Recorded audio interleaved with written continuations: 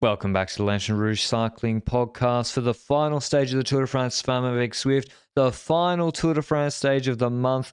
30 straight days of, well, we did take a couple of rest days in there.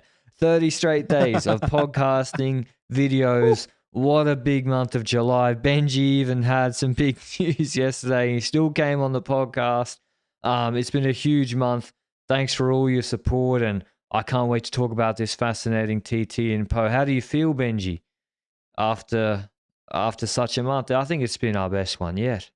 I think so as well. And like, usually I would expect to be like in a complete burnout phase. Yes, I can use a few rest days in the next week. I won't lie. That's why we're not doing individual episodes of every single stage of Bologna this week. But Bro, we never did that. Did we? I think we did it the first year, if I recall correctly. We were desperate for viewers. Anyone want to listen to this shit? But anyway, I've had a few changes in my life. I got married, and Congratulations. thank you very much. And now the Tour de France Femmes has finished, and it was, let's be honest about it, when it comes to the stage win, we disagreed yesterday, but I think deep in your heart, you were not expecting the rider that you selected to be the all-out favorite if it came down to an individual time trial in a single event. Oh yeah, if I was a bookie, I would have put Royce the favorite.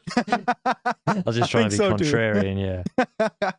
But we came to this time trial with not necessarily the fight for the GC either, but the podium was wide open. And if we take a look closer at what the time trial looked like, it's not a completely flat time trial, right? I'll let you go through it. Yeah, it's quite difficult, like this 1.4K, 7.5% climb, that's a decent proportion of this TT up to the first the only intermediate time check from Po to Po. They do a loop basically south of the city, and I thought this was quite difficult. It's also a little bit false flash, 1% up to that climb in the middle, and then the second half is much quicker, nearer to 50 Ks an hour. For the top riders, false flat downhill before a final ramp of 600 meters, 5% into Po, which, again, is quite difficult. And if you got tired legs, you can actually lose a lot of time there. And we knew Vollering wasn't losing her GC. The question was 2, 3, 4. We had Kopecky 7 seconds behind Van Vleuten in 4th, Van Vleuten in 3rd. And then to Niewiadoma, where there was a solid enough gap of like 35, 40 seconds between her and Kopecky. And so the question was whether Niewiadoma could completely fall off the podium. It might have even been more than that. It might have been like 45 seconds plus between her and Kopecky and 30 to Van Vleuten. Because if AVV does her best TT and Niewiadoma struggles, she could move 2nd to 4th. We, as expected, were not. I did actually think Vollering had a decent chance to win, but the second part of this TT was too fast. Marlen Reusser wins the TT with a time of 29:15, averaging 46 kilometers an hour, 10 seconds ahead of her teammate Vollering. Reusser, you've watched, she was bricking it actually in the last minute in the hot seat. She was like, holy shit, Demi, you're about to beat me. Because, Vollering close behind, and actually quicker in the second section, which surprised me. Kopecky 3rd, another great TT, another stage podium for her, 29:53. And that means with a gap of, I can't do maths, 22 plus 23 is 40. With a gap of 45 seconds on Niewiadoma, she goes into 2nd on GC by like 0.2 of a second. Van Vleuten has a bad TT, 141 behind Reusser, 131 behind Vollering, and even 18 seconds behind Niewiadoma. So Niewiadoma, whilst losing 2nd, it could have been worse. She finishes 3rd on GC, but I think it all played out pretty well, Benji, except Niewiadoma in the first section was better than I expected. Yeah, I didn't expect Niewiadoma to hold up that well. We heard an interview with Magnus Bachstedt, the DS at the team, that she had been on her TT bike more than ever this year. So that obviously helps with getting better at time trials, being actually active on the TT bike, being in that position, training that position, and being more comfortable in it. And next to that, being able to tweak it as a consequence of being more on the TT bike in the first place.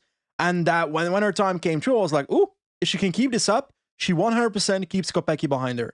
100% if she kept that up from the middle of the TT towards the end of the TT. But towards the second part of the TT, Niewiadoma started giving a bit more seconds back. So I think she went very hard at the start, hoping that she could keep it up. But towards the end, maybe that cost her a little, but still an amazing TT that she puts through. But the fact that it's 0.21 seconds short of being second in GC is a bit of a bummer. I will say, however, I don't really care if you're second or third, because the majority of people say podium. Like sometimes runner-up is said, but the majority of the time we're speaking about a podium anyway. So it's not that big of a deal. This is the second year in a row. Last year in the Tour. Same level. Well, no. But it is, you're right. You're right. In history, in 10 years, podcasters will say, you know, that, but you're right. I don't think. Us in 10 years. Yeah, us in 10 years. I think she was more worried that if she's lost 45 seconds to Kopecky and Kopecky's beaten her, then where's Van Vleuten? Because what if Van Vleuten's taken her off the podium completely? And as you said, Niewiadoma got blown away in the over 45k an hour section. She was 26th in T1 to the finish, the faster section. She was 6th on the slower section. So I think she whacked that middle climb. Yeah.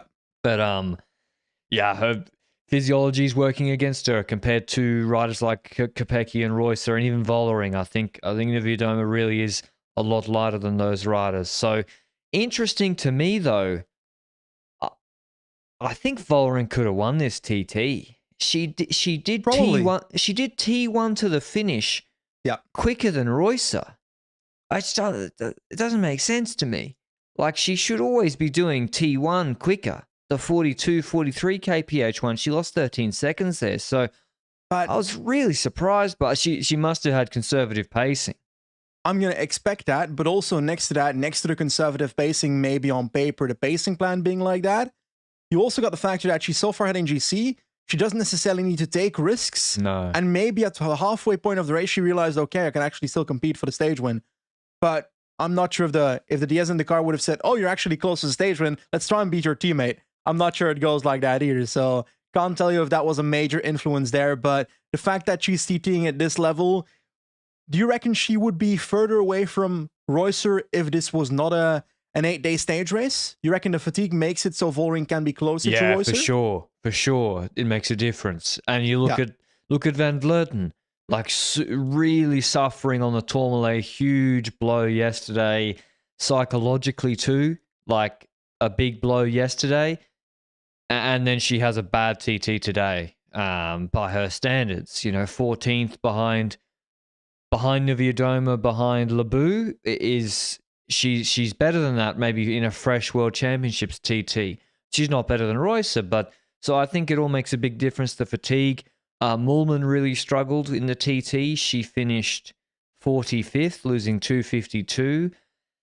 And she's also really, really light rider like Bauernfeind. So she lost her 5th place to Labou in GC. And so Labou did an absolutely cracking TT for someone, you know, a climber like her. And yeah, she to finish 6th, Labou is really, really impressive. Ahead of like a Lucinda Brand or Cordon Rigaud or AVV. So Grace Brown's the strange one to me, Benji, because she's kind of been anonymous in the race, and then she's just whacked out the best of the rest with SD, because SD Works lock out the stage podium, 1, 2, 3. She's 4th, 2 seconds behind Kopecky, and you're like, whoa. She did try a couple of times to get in the break, but if she got in a break with these legs, she would have been lethal. Yeah, certainly, and I'm kind of wondering now towards the World Champs ITT whether she can repeat another podium at the World Championships, because this form suggests she can compete for the podium at the World Championships ITT again. So I admire that aspect. You as an Australian will be like, oh, yes, we've got a competitor here. But when it comes to just future races, I kind of hope that we stick with the time trials and World Tour races a bit more. We saw one at Swiss as well. We saw one here. I like that there's more time trials and World Tour that these riders can deliver on. And I also feel like when it comes to this race, we didn't really see it necessarily when it comes to the top level of GC, but when it comes to the riders we already mentioned, Niewiadoma, for example, Kopecky early week and so forth, and Labou, for example, in this time trial, I feel like the balance with time trial kilometers versus the differences that Tourmalet made for the 2nd, 3rd, and 4th spot was perfection for a perfect battle on the time trial. Because it was so close today between those riders. The only difference is that we've got an apex predator at the top. That's Demi Vollering. And, well, she had a pretty big lead on other people in general. But if you take a look at other people in this time trial, I kind of feel like it's hard to talk about. For example, Moolman. Moolman said that yesterday she didn't have an amazing time, because she had back pain or something on the Tourmalet. But when it comes to today's time trial, she also straight up falls out of the top 5 of GC, if I recall correctly, right? Yeah. Because Labu is now on the top 5 and 5th spot. So would you have expected more from Moolman this race, or do you reckon that the back pain indeed hindered her from delivering on Tourmalet? I mean, if she had back pain, I would have queried why she was trying to go for every intermediate sprint against Kopecky in a competition she wasn't going to win. Maybe, I think there is cash for second, and she did come second in that competition, so maybe that was the rationale, but she had a lot of win this race. If anything happens to Kopecky, we don't want it, but if anything happens, yeah, true, whether it's a crash or something, then Moolman has green. So that's one factor that exists, but I don't think that's a thing that kept motivating Moolman to sprint for it either, to be honest. The youngsters, when it comes to GC, I do want to mention Ricarda Bauernfeind now in 9th in GC. So her TT today, I actually don't know. Let's take a look what her TT looked like. Was it a decent TT? It's not that good. So she just kept 9th, but that was because Spratt was behind her, and Spratt didn't gain enough on her. Marcus she didn't maybe do her best TT. She didn't gain enough. And Sant Esteban, ahead of her, actually lost a spot to Ludwig. So she she struggled in the TT. So Canyon SRAM finished now with, Vollering winning the race overall, Kopecky second, Niewiadoma third, and Canyon SRAM keep 2 in the top 10 with a podium with 1 stage win from Bauernfeind. A very, very successful race. And the Maillot Pois, Queen of the Mountains, by 4 points, Niewiadoma 2, thanks to her raid yesterday. So a successful race for them, even though maybe, losing second by a second is, not the worst thing in the world, but Niewiadoma nearly keeping second too. But it's a SD work. I mean, what is there to say, Benji? They've won 4 stages with 4 different riders. Yeah. Bibas, Kopecky, Vollering, today Reusser. They win points. They win teams by 12 minutes. They won 2 GC. And they probably could have won more. Let's be honest about it. So if we take a look at that team, they're by far the best team in Women's World Tour. And it's such a significant difference. And yes, there were tactical issues on at least 2 stages where they could have gotten more out of it. In hindsight, they didn't need to get more out of it when it comes to Vollering. They skipped 20 to 25 bonus seconds in the first 3 stages that Vollering could have taken that would have brought her ahead of Van Vleuten already. But in the end, it doesn't matter if Vollering is just straight up better than the rest of the world. Now, does that take away that they made tactical mistakes in stages? No, they could have won more stages, but does that mean they had an awful Tour de France Femmes? Obviously not, because they fucking destroyed everyone. So if I'm them, I'm happy after this race. I would obviously hope that they can work on like the way the team looks towards the public internally, because their media appearances didn't necessarily create the best reactions, I would say. Yeah, I mean, if you basically podium every stage, win 4 stages, win teams, win GC 1-2, it does probably, if you're another team, you wouldn't have liked to hear things like, the whole world is against us, everyone's out to get us. It's like, well, yeah, because you are by far the best. Like, and everyone did stop working with them. Everyone did after that stage, and then they had the Bauernfeind stage win. We had the Castelline stage win. We had the Norsgaard stage win. So that's adaptation. If you can't beat them, you have to find out a way to work against them and not help them. And it was good to see more of that this race. But yeah, it's like, I mean, I don't know. I think it's, apart from the stamp, I don't blame the riders for the stamp thing. That was sort of unnecessary, yeah. I think I don't blame the riders for a lot of things. For the tactical mistakes, I also don't necessarily blame riders.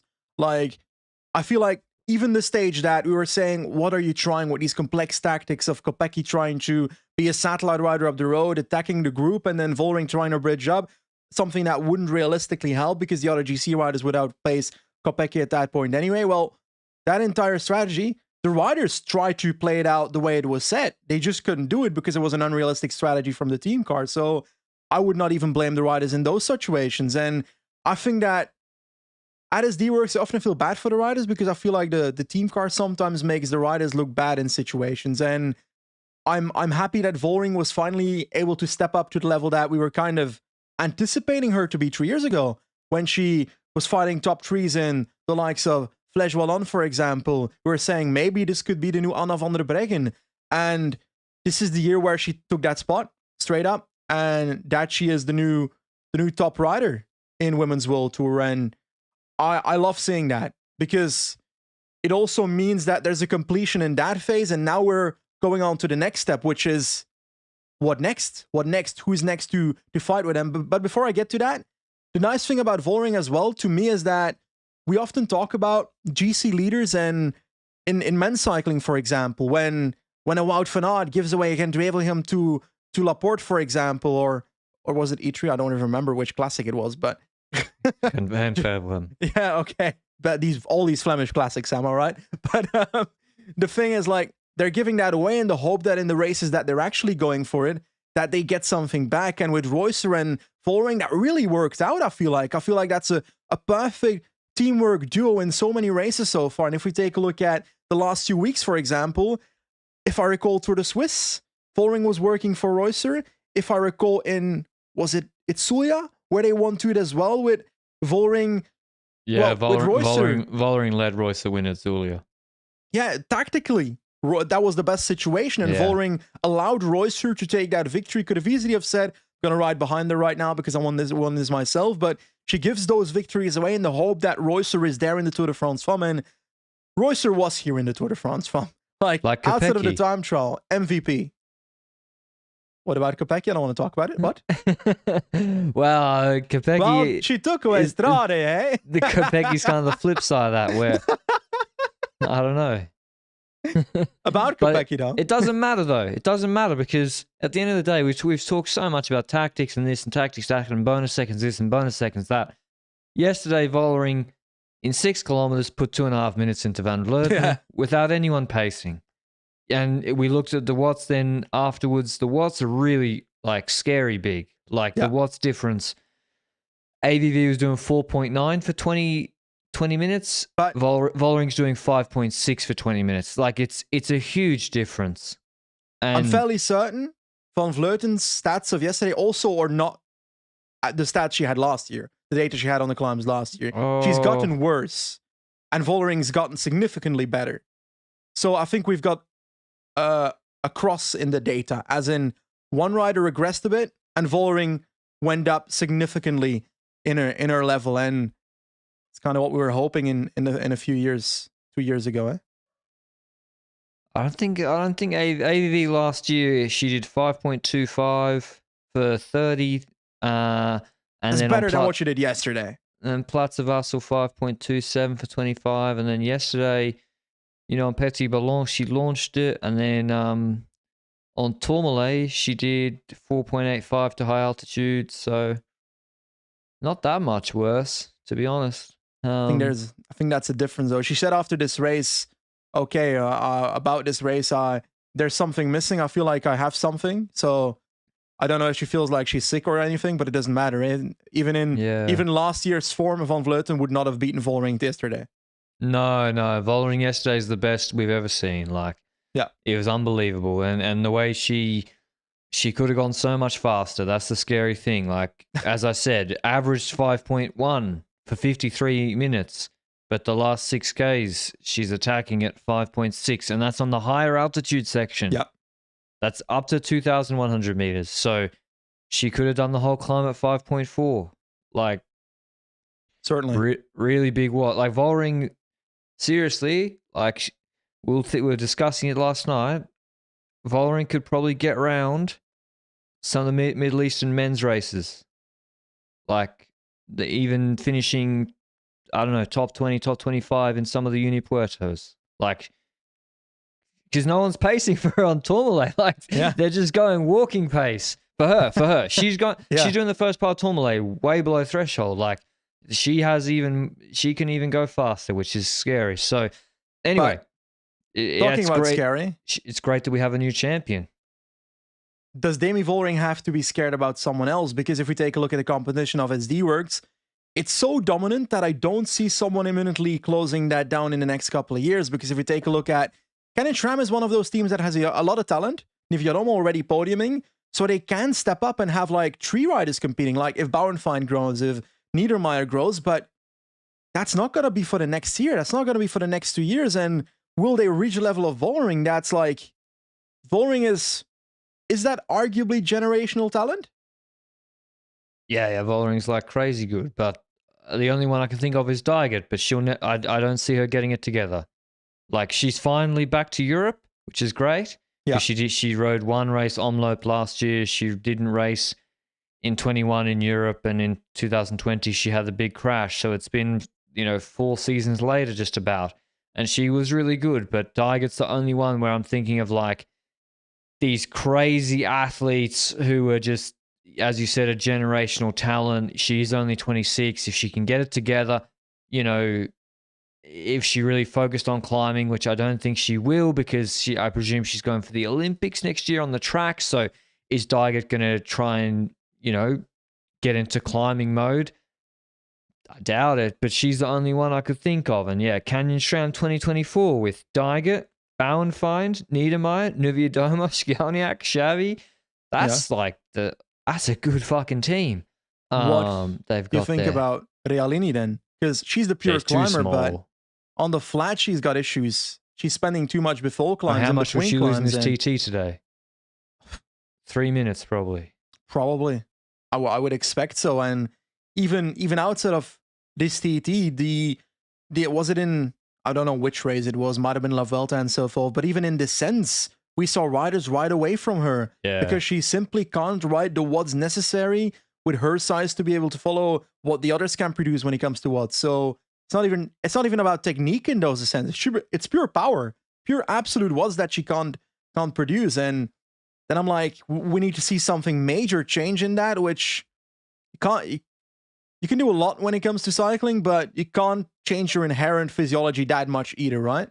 No. I would have loved to have seen her on Tourmalet yesterday. I think, it was perfect for her. I mean, there's nice riders like Lebu who are consistently improving, but podium is max for her. Yeah, Vollering's just so good, and also like Vollering's not even that small, right? So like she's an all-round package. She won all the Ardennes races. She's got the punch, she got the sprint, she got the TT. She can ride the flat, she can ride the crosswinds, and she's the best climber.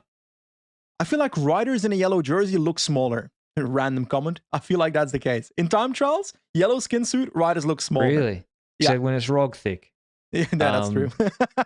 But yeah, there's no obvious, and I think Vollering can still get better. But yeah, maybe someone from Canyon, because they're really, can get better. That's scary. Yeah, she definitely can get better. But maybe someone from Canyon. But yeah, how would you rate this Tour de France Femmes avec Zwift, Benji? The second edition, it was an SD Works domination in the end, but what's your feeling about the race, the parcours, the action? I think the parcours I really enjoyed. As in, the stages really offered opportunities for riders to take early action and initiatives when it comes to GC, try and open it up early and maybe take time on competitors. But I also feel like the teams didn't necessarily use that, and with SD Works they ended up not having to use it in hindsight. But there were so many opportunities. Let's say if Vollering isn't a better climber than Van Vleuten, then there were opportunities for a Reusser to take time on the other competition and put a bit of a GC pressure on the other teams to see, okay, are we scared of Reusser in GC? Something like that. Stage 1, I don't know. The issue I have with stage 1, I love that Kopecky won, my Belgian heart exploding, but it was also kind of, snap, it's done. Because boom, Kopecky attacks, and it was obvious the group truth syndrome was created and the race was won. So I like stages where the tension is there, and those breakaway stages where it really isn't until the line, then that I love. Like, those stages I really enjoyed, and I enjoyed the tactical plays in races, but I like the stage where it's averagely tactical, where it's not too much either so that people can follow. Make sense? Yeah, I thought Tourmalet was good like that, Yeah. where it's like, oh, Nuvidoma's is going up the road. Are they giving her too much margin? What are SD Works going to do? AVV and Vollering are looking at each other. But yeah, I don't like the drama. I don't know why. Really? That's the best part of sport. It was fun for one day, but the second day becomes tiresome. Yeah, I get what you mean. It's like eventually, like, can we just get it together? Can someone just say, let's all get it together? But I like the drama on the road with AVV and Vollering not looking at each other, refusing to pull. I thought that was really good. I thought there was definitely one too many hill stage that didn't have a punchy finish. I did feel like we watched three of the same stages in the row this week, which was great for the breakaway wins. But if one of them was a little 2K 10% uphill finish, I wouldn't have been complaining because Kasia might have won. And yeah, it just would have been different. Maybe Moolman or Ludwig win or something. I think, like, what stage this week, apart from really Tormal, because like Kasia can't win stage one, nor Moolman, because it's too far from the finish. Yeah. I feel like there wasn't really a puncher finish stage, and I would have changed out one of those MISC stages for it. Two more comments. I think this stage, the Tourmalet, magical stage, great pure mountain stage. I love that stuff. But I also like there being two mountain stages in an 8-day stage race. But the problem is if you make it two, then the second one might be boring GC-wise. So that's the counterpart of that. On one end, I like it being backloaded to make sure that the GC is decided late. But on the other end, I also feel like I wanted to see two mountain stages to see maybe two different situations play out. You never know if one rider has a bad day on one and a better day on the other, stuff like that. But then a bit of criticism to whoever is responsible for this in the race. But I feel like a lot of moments in this race, I was annoyed by the amount of motorbikes that were in the middle of groups and the amount of cars that were passing groups on roads that they should not be passing groups at, that riders almost crashed. And that annoys me because, like, safety has to be important. And I know you noticed as well, like, there were moments, right, where it was like, there are too many motorbikes on the screen. Yeah, or cars being told to move up at strange moments by the commissaires, and then they're stuck in, like, the Canyon Stram one the other day. Just like stuck in the middle of the peloton before like a QOM sprinting. Like, why they get told to move up just before a narrow QOM sprint? So, yeah, I think there were a few of those where and also the moto drafting, moto pacing for the breakaway riders was like, listen, I don't mind it, like, but if you're one of the teams chasing, it was ridiculous at times. The draft, it's demotivating. Benefit. Yeah, not just is it a negative advantage? Well, that's not. Is that a thing? A negative advantage? A disadvantage. Yes, that's the word I was looking for. Not only is it a disadvantage for the second group that the first group has a motorbike ahead of them, but if they know it has a motorbike ahead of them, if they can see it, it's so demotivating to see a group right away with a motorbike ahead of them, eh? Yeah. But I would say I'm very happy with the event overall. You know, the viewership on my highlight videos is far up on last year, which is really, really good, even though there wasn't like... that was just solid views. People were interested in it. I'll be interested to see how France TV's ratings are domestically, and but I think there's. I look at the social media accounts because the Tour de France Femmes has its own individual social media accounts. I was a bit dubious about doing that actually initially. I probably wouldn't have done that, but on like Instagram, for example, I can see like the engagement is really, really strong, and that's not just on a. That's not piggybacking off the men's account, I don't believe. Yeah. So social media's been really, really good. And it's good to have a different winner too. Should we say something about AVV, Benji? I feel like we should. Yeah, she seemed really disappointed. Like she was crying after the finish. To lose the podium like that, I think must be really tough. And she's obviously retiring this year. It's her last Tour de France. She won last year. World Championships coming up this weekend or next weekend. Yeah, I mean, it feels like she really got beaten here, like both physically and also almost mentally yesterday. I think so as well. Like, we know there's a rivalry between Vollering and Van Vleuten, but regardless of that for a second, Van Vleuten is a hell of a cyclist. The last 2 years, winning Giro Donne, I think four times in total, twice world champion, La Vuelta 3 times. She ended up winning Tour of Flanders twice as well, twice Strade, twice LBL, twice La Course. Loads of races that she ended up winning. I think 16 stage in the Giro Donne and Tour de France Femmes last year. I feel like this year she hasn't been on the level of the years before based on the races we saw. Giro Donne, was nice to see her beating the shit out of everybody again, though. That was kind of fun to see that once again. But in this Tour de France Femmes, I feel like we didn't really get to see the Annemiek van Vleuten of the past, but that's also kind of logical, eh? There comes a point in a career where you're kind of like, she's still a fucking great cyclist, but the others have gotten better, and she has gotten a tiny bit worse, and it is brutal, though, to see her off the podium. I kind of feel bad. Yeah. Like, I love that Kopecki's on the podium as a Belgian. I love that Kopecky is on the podium as a cycling fan, regardless of being Belgian. Niewiadoma, same story. She deserves it after what she did yesterday, but it is ruthless to see Van Vleuten get off the podium on this stage, but she just wasn't good enough, and that's a momental thing. That's a moment right now where she wasn't good enough, but she made a hell of a history in the sport, and that should be admired. Yeah, like her Palmares speak for themselves. 103 wins. It is crazy, and winning 2 of the 3 sort of major stage races this year, La Vuelta and Giro Donne, is impressive. And, you know, she really leads that Movistar team. Yes, like Lippert is there coming up and Norsgaard, but, you know, she drives that team too. And still to be top 3, top 4 rider in the world at 40 years old, turning 41 in October is crazy. So, yeah, that's life, you know? That's sport. Like, yeah, it doesn't wait for you. And the second you're not good enough, you get put in your place very quickly, and that's just how sport is. But I don't know. That might not even be true. Like, frankly, like she might, as you said, she might be feeling a bit crook. I'm sure she could still ride next year and be one of the top 5 cyclists in the world probably next year too. I don't see why her aerobic capacity would decrease that much if it hasn't, at 40. But, you know, everything comes to an end. It's been wonderful to see her really, you know, be the figurehead and like the dominant force in women's cycling for what was from like 2017 onwards for 6 years or 6-7 seasons almost, and winning world championships with 100K solo, and also just, you know, taking the training to a new level. Like, you see her training Ks. They do everyone's at the end of the year. She's like the 3rd most, including the men. She like does fucked up amount of kilometers.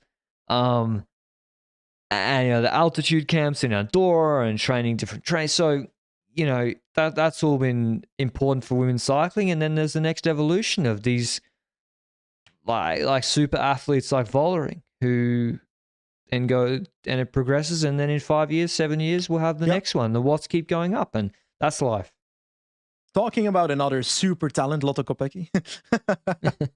when it comes to this race, getting second in GC, getting the green jersey, getting that stage when initially lots of like close stages as well, where she got close to the victory, but just team didn't close it down, or situations occurred where she didn't get into a competitive place. But regardless of that, all this together, that's a hell of an achievement. I think if, let's say, in 2 years, 3 years, Tour de France Femmes decides that we're going to expand the race, we're going to make it 10 days, we're going to make it 14 days, we add 1 or 2 more mountain stages, Kopecky can't compete for the podium. I think the reason that she's up there is because there's a single mountain stage, and she got an advantage on different stages. Then again, she probably could have gotten more advantage on other stages if she wasn't on SD Works, but I'm also on the opinion that we shouldn't talk about her not being on SD Works, because SD Works makes her more successful both in the classics and in this race as well, I feel like. It's like the Van Aert discussion. It's like, okay, you can go to EF, Education Easy Post. You're going to be their big star. You're going to be their whole classics team is going to be around you. But he would win probably. He might win more stages in stage races, but then come Tour of Flanders or come Gent-Wevelgem, for example. I don't know. So, yeah, it's a very similar discussion. I also would say the proportion of stages in this race which suited Kopecky very particularly was so high. It was like 6 of the stages We're not pure sprints. We're not mountain. Yeah. And so and you're right. She could have won. She came stage podium in 5 of them. She could have won at least 3. Yeah. So she did miss out on some bonies, but yeah, if you put in another couple of mountain stages, Vollering and even someone like Riolini, then Yeah. you know, or Nivea Doma takes much bigger margin. Yeah, I think so as well. We saw Kopecky at a much better climbing though than we saw in previous years. And I'm curious where that will go in the future. Will she consider options in like a 1-week race, for example? Where if you see a 1-week race, 4 days, for example, a 4-day stage race where you've got 1 medium mountain stage, bit of a TT in there, and 2 hilly sprint stages. I reckon she could try GC there if a Royster and a Vollering are busy doing other things in other races, for example. So I'm curious where that will go. Obviously, her focus will still be trying to win Roubaix. And I think, well, she could have won Roubaix already if SD Works didn't bottle a bit of the tactics in those races. But when it comes to next year, she's favored again for that race. So I think that's going to be a focus.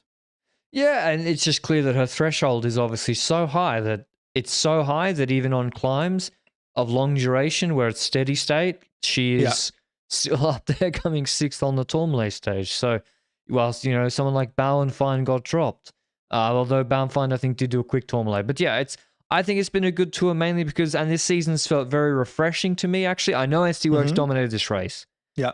Despite all the misgivings and tactics, whatever, and they still just dominated and won 4 stage. But this season's been quite refreshing to me because Dygert's come back. Vollring's changed the top step. Canyon Schramm have brought these young 20-year-olds who are flying. Riolini all of a sudden is like, what the fuck? She's so good. To me, that's really encouraging, and I've really enjoyed that part of the season so far. I agree with that, but I do feel like for me to be able to be entertained for every single race in the season, that SD Works is winning a bit too much compared to other people. And I can't blame SD Works for investing that much money in the sport. That is true. I can't blame those riders for signing for SD Works. I can't blame them for being as good as they are. But for the sport itself at the moment, it makes the entertainment level in some races where you're like, okay, it's very likely that Kopecky wins with Wiebes winning the sprint behind us. We've seen that scenario so many times, and it was predictable almost every single time. And that happens a lot, and that can't be good for the sport. But on the other end, isn't that what drives other teams to invest more and get better as well, which then indirectly increases the sport and makes the 5 coming years more entertaining or something? I don't know. I don't know what the answer is. I don't know what to say about it, but I feel like this year had very entertaining races, but also not so entertaining races in there. Yeah, I mean, we probably were denied Charlotte Cool going ahead against Wiebes in this race. Like, I wanted to see that probably 3 times, 4 times, like in UAE Tour. And you're right. There is a severe concentration of talent in the one team. And, you know, what if they buy Bauernfeind in 25 or Niedermeyer? That's sort of the fear. Or maybe you're right. Maybe the other teams see, holy, look at the audience numbers in this Tour de France Femmes avec Zwift. We got to invest more in our women's team because we need to be on that podium. Hopefully that is what will happen. I'm going to give you a hot take.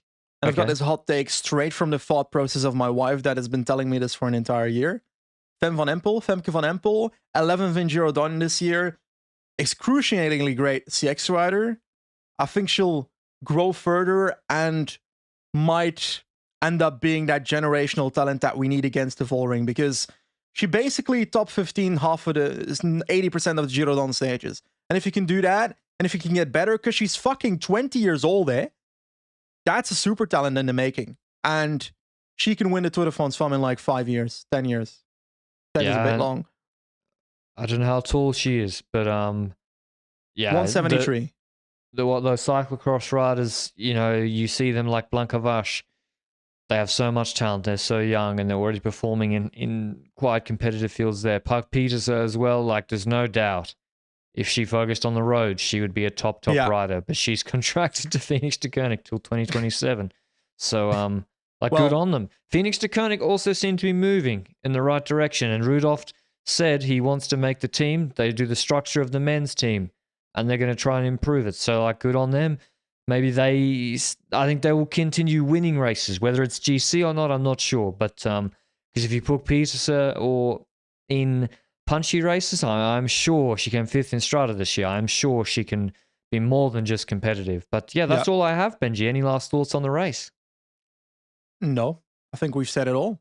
I think it was a good race in general. It wasn't an outstanding race where I'm going to be shouting it off the rooftops every single day now, but it was a good race, and it was the changing of the gods that we were waiting for. Yeah, it was pretty good. So thanks to Ms. Roos, ASO, all the riders in particular, and I can't wait to see them all at the World Championships in a couple of weeks. We'll be doing our preview of the men's. The World Champs scheduling has got me all out of sorts. Jesus Christ, this year, we've got World Champs men's road race next Sunday. We've got La Vuelta in 3 weeks, early or late, I don't know. And the World Champs to me is all over the place. Very, very confusing. I think, yeah.